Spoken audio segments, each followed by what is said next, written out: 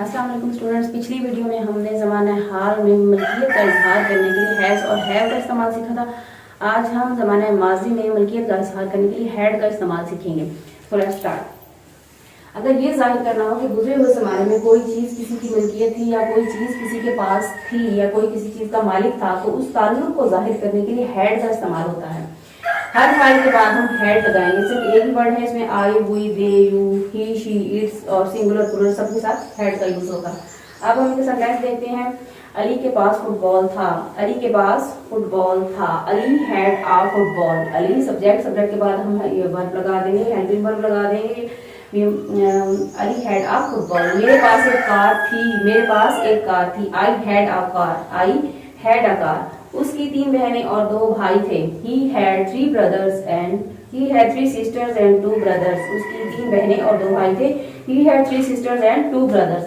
अब हम उसके नेगेटिव सेंटेंसेस की तरफ देखते हैं। नेगेटिव में हम हैड के बाद नॉट का इजाफा करेंगे। मेरे पास वक्त नहीं था।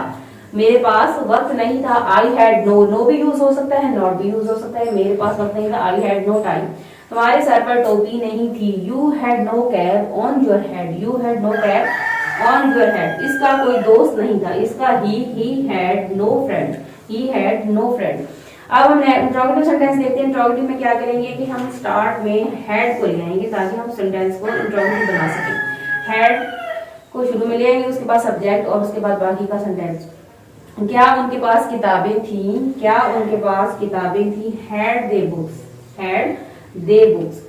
उसके बाद नेक्स्ट सेंटेंस है, क्या फकीर के पास प्याला था? क्या फकीर के पास प्याला था? Had the beggar a bowl. फकीर, बेगर, प्याला, bowl. Had the beggar a bowl. Next sentence हमारे पास, क्या मेरे पास किताबें थी? क्या मेरे पास किताबें थी? Had I books. अब जो भी हमारे पास सब्जेक्ट होगा उसके साथ हमें हैड यूज करना है। Had I books. Thank you guys, ये था हमारा आज का लेसन। उम्मीद है आपको समझ में आया होगा। नेक्स्ट लेसन तक के लिए अल्लाह हाफिज।